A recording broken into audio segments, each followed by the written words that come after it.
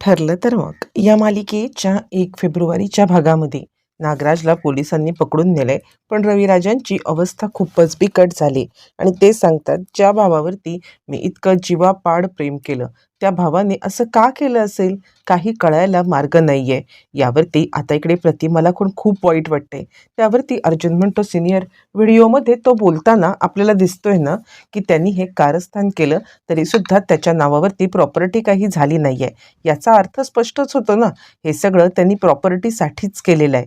कळतंय का तुला? पण तरीसुद्धा त्याला प्रॉपर्टी मिळाली नाही, याचा त्याच्या मनामध्ये चांगलाच राग भरलेला होता. असं म्हणत अर्जुनने जे काही खरं आहे ते खरं आणि खोटं आहे ते खोटं रविराजांच्या समोर आता पद्धतशीररित्या मांडलंय. जरी खरं खोटं सगळं समोर आलं असलं तरी रविराजांना मात्र आता चिंता हे सगळं लागूनच राहिलेलं आहे. त्यांना आता खूप वाईट वाटतंय की आपल्यासोबत हे काय झालंय आणि अर्जुन सायलीला त्यांना त्या अवस्थेमध्ये सोडून जायला खूपच आता जीवावरती आलंय. आणि हे सगळं चालू असताना प्रतापचा फोन आलाय. "अरे अर्जुन, कुठे आहेस तू? म्हणजे खरं बघायला गेलं तर आम्ही तुझी किती वाट पाहतोय." यावरती तो म्हणतो, "नका चिंता करू, मी इकडे सिनियरकडे आलेलो आहे." असं म्हटल्यावरती मग आता तो म्हणतो, "अच्छा, तू रविराजांकडे गेलायस का? येताय ना मग तुम्ही?" यावरती अर्जुन सांगतो, "हो, आम्ही येतोय." असं म्हटल्यावरती अर्जुन आता सायलीला म्हणतो, की "डॅडचा फोन होता, आपल्याला घरी जायला पाहिजे." सायली म्हणते, "हो, पण या तिघांनाही अशा अवस्थेमध्ये आता सोडून आपण नाही जाऊ शकत." असं म्हटल्यावरती मग आता तो सांगायला लागतो, "बरोबर आहे तुझं." यावरती सायली सांगायला लागते, "आपण या तिघांनाही घरी घेऊन जाऊया. कारण ना सगळेजण सोबत असू ना तर कदाचित दुःख कमी होतं. एकटा माणूस विचार करत बसला ना की त्याचं दुःख वाढतं." असं म्हटल्यावरती अर्जुन आता सांगायला लागतो, "ठीक आहे, आपण ह्यांना घेऊन जाऊया." असं म्हटल्यावरती मग आता लगेचच अर्जुन इकडे येतो आणि तो सांगायला लागतो, "सिनियर, अरे तुम्ही सगळ्यांनी इकडे थांबण्यापेक्षा." आणि मग तो सायलीला म्हणतो, "रविराज काका माझं ऐकतील असं मला काही वाटत नाहीये. तू बोललीस तर कदाचित ते ऐकतील तरी." सायली आता समोर येते आणि "रविराज काका, हे बघा, इथे तुम्ही सगळ्यांनी विचार करत बसण्यापेक्षा चला आपण सगळे घरी जाऊया. तिथे आपण सगळे आता एकत्र राहूया." यावरती रविराज आता नकार देत असले तरी सुमन सांगते, "हो भाऊजी, मला या खोलीमध्ये आज अजिबात राहता येणार नाहीये. ती खोली मला खायला हे होईल. मला ना खूप त्रास होईल. नाही, मला नाही त्या खोलीमध्ये थांबायचंय. जाऊया आपण." सायली जे काही म्हणते ना ते बरोबर आहे. इकडे सुमनला आता या घरामध्ये राहणं म्हणजे आता महादिव्य वाटत असतं. कारण जे काही प्रकार घडला होता आणि तो त्या प्रकारामुळे ती पुरती हादरून गेलेली आहे. आणि मग ती आता म्हणते, "चला आपण जाऊया."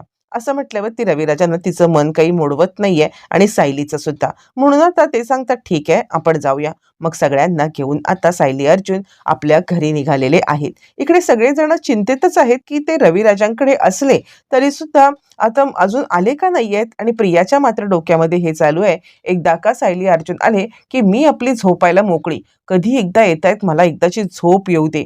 असं म्हटल्यावरती मग आता लगेचच बोलायला लागते ती, आले काही नीट सगळं ठीक आहे असं समजलं की मी निवांत झोपीन ना.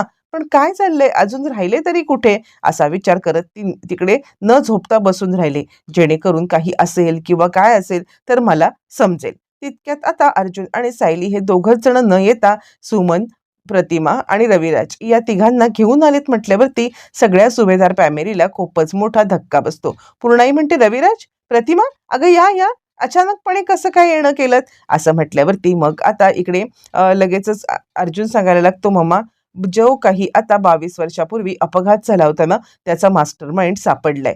सगळ्यांनाच मोठा धक्का बसतो. "काय? कोण आहे तो मास्टरमाइंड? कुठे सापडला तो मास्टरमाइंड?" असं म्हणत आता इकडे सगळेच जण बोलायला लागलेले आहेत. पण त्याच वेळेला हे सगळं चालू असताना मग आता इकडे रविराज सांगायला लागतात, "कोण म्हणजे काय? माझाच धाकटा भाऊ नागराज. नागराजनेच हे सगळं केलं होतं." आणि हे ऐकून तर सगळी सुभेदार फॅमिली चांगलीच गडबडते. "काय? नागराजने हे सगळं केलं होतं? कसं शक्य आहे?" यावरती मग आता रविराज म्हणतात, "कसं म्हणजे काय? पैसा हा भावापेक्षा मोठा ठरला ना. शेवटी काय आहे, काही झालं तरी सुद्धा त्याला पैसा हवा होता आणि त्यासाठी त्यांनी आमचा जीव घेण्याचं ठरवलं आणि आम्हाला मारण्याचं ठरवलं." आणि त्यानंतर मग आता अर्जुन सगळा प्रकार जो काही घडलेला आहे तो सगळा प्रकार आता सांगायला लागतो. ज्या वेळेला अर्जुन आता हे सगळं सांगतो कशाप्रकारे सुमन काकूकडे ते होतं व्हिडिओ, मग सुमन काकूने तो व्हिडिओ आम्हाला दिला, तो व्हिडिओ पोलिसांपर्यंत पोहोचवला आणि पोलिसांपर्यंत तो व्हिडिओ पोहोचवता कशा पद्धतीने पुढचं काम करण्यात आलं हे सगळं आता अर्जुन सांगतो. आणि त्यानंतर नागराजला अटक करेपर्यंतची सगळी कहाणी ऐकून पूर्णाची इथे प्रताप आणि कल्पना या सगळ्यांना खूपच मोठा धक्का बसलेला आहे आणि सगळेच जण गडबडलेले आहेत. काय करावं, म्हणजे हे असं खरं आहे खोटं आहे, कुणाचा विश्वास बसायला मागत नाहीये. आणि कल्पना म्हणते किती महाभयंकर आहे हे सगळं. यावरती पूर्णाजी म्हणते माझा तर अजूनही विश्वास बसत नाहीये की हे सगळं काय चाललंय ते. असं म्हटल्यावरती मग आता रविराज म्हणतात मला तर काहीच कळत नाहीये की मी या सगळ्यामध्ये कसं काय हे करतोय. माझा भाऊ माझ्यासोबत असं वागू शकतो. त्यावरती प्रतिमा म्हणते जेव्हापासून माझं लग्न झालं मी तर नागराज भाऊजींच्या सगळ्या चुका पदरात टाकत गेले आणि खरं सांगायचं तर त्यांना लहान भावाप्रमाणेच मानलं मी.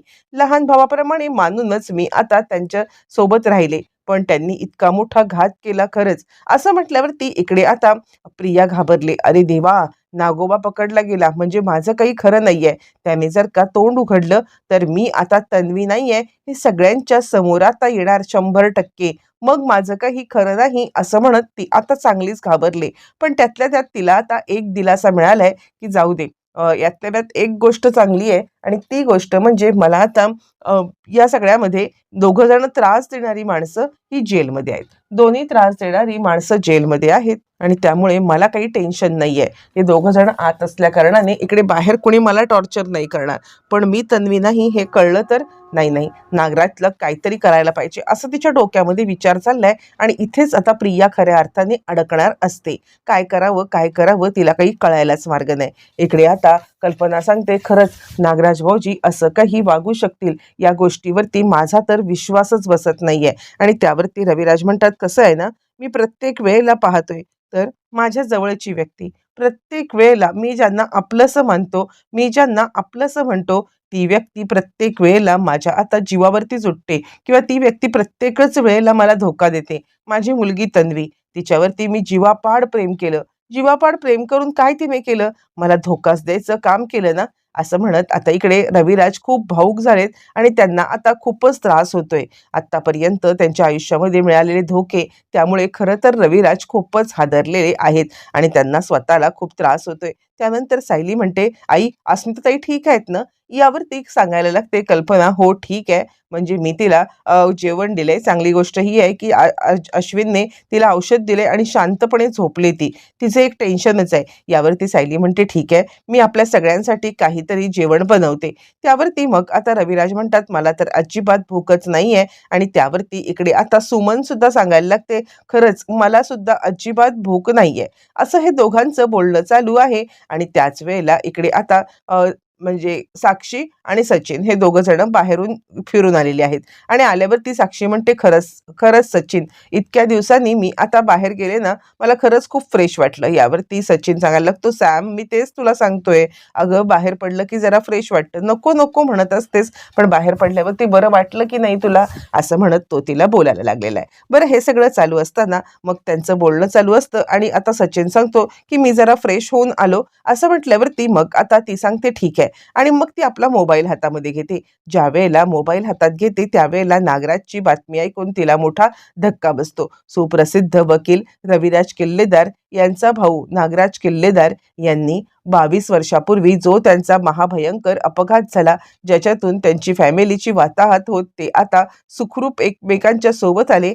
त्यांच्या फॅमिलीच्या सोबत जे काही घडलं त्याला कारणीभूत त्यांचाच छोटा भाऊ नागराज किल्लेदार हा होता. हे सत्य ज्या वेळेला आता इकडे समोर आले म्हणजे साक्षीच्या समोर आले की नागराज पकडला गेलाय. साक्षीला तर आता 440 व्होल्टचा झटकाच बसलाय. अरे बापरे, म्हणजे अण्णा जेलमध्ये आणि त्याच्या पाठोपाठ गेलेला हा नागराज जेलमध्ये. आपलं ते सगळेच प्लॅन पण फसतायत आणि सगळ्याच गोष्टी आपल्या उलट्या पडतायत. तिला आता जबरदस्त धक्काच बसलेला आहे. बरं हे सगळं चालू असताना मग आता सायली सगळ्यांसाठी जेवण बनवते आणि जेवण बनवून ती आता सगळ्यांना 4 घास पोटात जातील याची आता काळजी घेण्याचा प्रयत्न करते आहे. आता इकडे सुमन जेवायला नको म्हणते, रविराज जेवायला नको म्हणतायत. सगळेजण जेवायला जरी नको म्हणत असले तरी सायली तिचा हट्ट काही सोडत नाहीये आणि सायली या सगळ्यामध्ये आता सगळ्यांना जेवायला थोडं थोडं लावतेच. सुमन सांगते काय ग, खरंच म्हणजे ज्या नवऱ्यावरती मी विश्वास ठेवला, जो नवरा मी त्याची साथ घेत या घरात आले, त्यांनी हे सगळं केलं आणि बघ ना त्यांच्यामुळे त्यांच्यामुळे आज सगळ्यांना किती प्रकारचा मानसिक धक्का सहन करायला लागतोय आणि माझं तर आयुष्य पार बदलून गेलंय. त्यावरती सायली सांगते, सुमन काकू अजिबात असं बोलू नका. आता तुम्ही स्वतःसाठी जगायचंय. आत्तापर्यंत तुम्ही नागराज काकांचा संसार सांभाळत आलात, त्यांच्यासाठी जगत आलात. पण यापुढे तुम्ही स्वतःसाठी जगा. स्वतःसाठी जे काही हवंय ते करा. कुणाचाही विचार करू नका आणि तुम्ही असं विचार करू नका की हे सगळं तुमच्यामुळे झाले. तुम्ही खूप चांगले आहात. तुमच्यामुळे काहीही झालेलं नाहीये, असं म्हणत ती सुमनला समजवतीये आणि सुमनला या सगळ्यातून बाहेर काढण्याचा जीवाच्या आटोकाटीने प्रयत्न करतेय. सुमन बिचारी आता सांगते की हे असेच होते. मला कधीच कळलं नाही का की हे अशा पद्धतीने का वागत होते. खरंच खरंच सायली, मला इतकं वाईट वाटते ना की यांच्यामुळे, फक्त आणि फक्त यांच्यामुळे आज घरच्यांवरती ही वेळ आलेली आहे. मला खरंच या सगळ्याचं खूपच वाईट वाटत आहे, असं आपली सुमन बिचारी बोलत आहे. आणि सुमन हे सगळं बोलत असताना सायलीला सुद्धा आता खूपच वाईट वाटते आणि सायली तिला समजवण्याचा प्रयत्न करत आहे. बरं, हे सगळं चालू असताना मग आता एक एक करत सगळ्यांना सायली जेवणासाठी बोलवती आहे आणि त्यानंतर कुणीच जेवायला तयार नाहीये. प्रत्येक जण मला जेवायला नको, मला जेवायला नको असं म्हणते. त्यावरती आता सायली म्हणते, हे बघा, आपल्याला कुणालाही भूक नसली किंवा खायची इच्छा नसली तरी पोटासाठी 4-4 घास आता म्हणजे खायला पाहिजेतच ना. असं म्हटल्यावरती मग आता कुणीही जेवायला तयार नसलं तरी रविराज मात्र आता उठतात आणि ते आता जेवणाच्या ताटावरती बसायला जात नाहीत. तर आता त्यांना स्वतःलाच वाईट वाटतं आणि ते पुन्हा एकदा माझे सगळेच नातेवाईक ज्यांना मी जवळचं मानतो ते मात्र मला आता प्रत्येक वेळेला धोका देतात. काय जेवणाची इच्छा करायची, असं म्हणत ते आपल्याला स्वतःला म्हणजे रूममध्ये कोंडून घेतात आणि आता कोणाशीही बोलायला मागत नाही. तर रूमचं दार ते लावून टाकतात आणि सगळेच जण आता इकडे त्याला बाहेरून रविराज काका दार उघडा, दार उघडा, रविराज दार उघडा असं म्हणत आता सगळेच जण बोलत असतात. आणि हे सगळं चालू असताना रविराज कुणाचंच ऐकत नाहीयेत आणि त्यानंतर प्रत्येकाचे प्रयत्न विफल ठरल्यावरती सायली आता, बाबा बाबा दार उघडा ना, तुमची मुलीच ऐकणार नाहीत का, असं म्हणत त्यांना आता दार उघडायला भाग पडते. सायलीच्या तोंडून आता नाव ऐकल्यावरती, सायलीच्या तोंडून बाबा हे नाव ऐकल्यावरती रविराज पिघळलेले आहेत आणि आता त्यांना दार उघडण्याच्या शिवाय पर्यायच राहिलेला नाही आहे. आणि त्यानंतर मग आता ते दार उघडतात आणि त्यावरती सायली आता सांगायला लागते, बाबा कसं आहे, तुम्ही आत्ता म्हटलात ना की प्रत्येक तुमची नाती तुम्हाला धोका देतात, पण पण ही तुमची मुलगी तुम्हाला कधीच धोका देणार नाही. तुम्ही मला तुमची मुलगीच मानता ना, मग माझ्यावरती 100% विश्वास ठेवू शकता. अख्ख्या जगाने तरी तुम्हाला धोका दिला ना, तरी ही मुलगी तुम्हाला धोका कधीच देणार नाही. बाबा माझ्यावरती विश्वास ठेवा, असं म्हणत ती आता रविराजांना ती प्लेट देते. सगळेच जण ही गोष्ट पाहत बसलेले आहेत आणि सगळेच जण आता हे भावूक दृश्य पाहत आहेत. कारण आत्तापर्यंत कोणाचंही न ऐकणारे रविराज मात्र आता सायलीचं ऐकायला तयार झालेत. सायली जे काही म्हणते ते आता ते निमूटपणे ऐकतायत आणि मग त्यानंतर सायली आता जबरदस्तीने त्यांना एक एक घास आता खायला लावत आहे. काहीही झालं तरी तुम्हाला खायलाच पाहिजे, असं म्हणत सायली एक एक घास भरवते. आणि मग काय, रविराजांचा खूपच मोठा नाईलाज झालेला आहे. रविराजांना खाण्याशिवाय पर्यायच नाहीये. मग आता त्यांना लहानपणीच्या तन्वीची आठवण आली. आता सायली त्यांचे डोळे पुसते आणि डोळे पुसून त्यांना एक एक घास भरवायला लागते. लहानपणीची तन्वी एक घास आईचा, एक घास माझा, असं करत ज्या पद्धतीने रविराजांना भरवायची, सेम त्याच पद्धतीने एक घास प्रतिमा आत्यांचा, एक घास माझा, एक तुमच्या ज्युनियरचा, असं म्हणत आता इकडे सायली एक एक करत रविराजांना घास भरवते, जेणेकरून 4 अन्नाचे घास त्यांच्या पोटामध्ये जातील आणि थोडं शरीराला तरी बळकटी येईल. हे सगळं चालू असताना सगळ्यांनाच खूप भावूक दृश्य वाटतं आणि रविराज मात्र आता आपल्याला लहानपणीची तन्वी भेटल्याच्या आनंदात आहेत आणि रविराज खूपच खुश झालेले आहेत. प्रेक्षकांनो, आता इकडे सायलीने रविराजांना भरवलंय, तर पण सगळ्यांना छोटी तन्वी आणि वडील यांचं समोर मनोहरी दृश्य दिसत आहे. रविराजांना सुद्धा आता त्याच दृश्याची आठवण होत आहे. कशा पद्धतीने आपल्या मुलीची आपण काळजी घ्यायचो, मुलगी आपल्यावरती किती प्रेम करायची, हे सगळं आठवते आणि ते तिला जवळ घेत आहेत. आणि फायनली अर्जुन आणि आता हे सगळेजण पाहत आहेत. इकडे आता पुढे पुढील भागामध्ये आपल्याला पाहायला मिळणार आहे, इकडे रविराजांनी ॲक्सिडेंटची सगळी एक फाईल काढून बसलेत आणि त्यावरती अर्जुन तिकडे आलाय. आता कोर्टामध्ये जाण्याची तारीख आलेली आहे, कारण नागराजला आणि महिपतला दोघांनाही शिक्षा देण्यासाठी रविराज आणि अर्जुन हे दोघं सज्ज झालेले आहेत. अजूनही प्रिया बाकीचे आहे बरं का प्रेक्षकांनो. तोपर्यंत अर्जुन म्हणतोय की सिनियर काय झालं, तू सगळं हे काढून का बसलेला आहेस? यावरती रविराज सांगायला लागतात, खरं सांगू का तर ज्युनियर, अरे म्हणजे ह्याच्यात काय लूफॉल राहिलेत ना ते बघतोय, काय लूफॉल आहेत काय आहे हे सगळं बघण्याचं काम करतोय. यावरती अर्जुन आता सांगायला लागतो, म्हणजे काय म्हणायचंय तुला परत काही? यावरती तो म्हणतो, हो, काही जर चुकीने गोष्टी अडकल्या असतील ना तर त्या मला शोधून काढायच्या आहेत. इकडे नागराज आणि महिपत हे जेलमध्ये आमने सामने आहेत आणि महिपत सांगतोय, नागराज शेठ, एक बायको नाही तुम्हाला सांभाळता आली, तुमच्याच बायकोने तुमचा घात केला, छी थू तुमच्या जीवनावरती, असं तो म्हणायला लागलाय. त्यानंतर मग आता कोर्टात जाण्याच्या आधी अर्जुन रविराजांना सांगतोय, काहीही झालं ना तरी नागराज काका आणि महिपत यांना या अपघातासाठी इतकी जबरदस्त मी शिक्षा करून देणार ना की बघच तू. आता ही केस अर्जुन आणि रविराज मिळून लढवत आहेत. कोर्टामधले सीन पाहायला आता पुढे धमालच येणार आहे.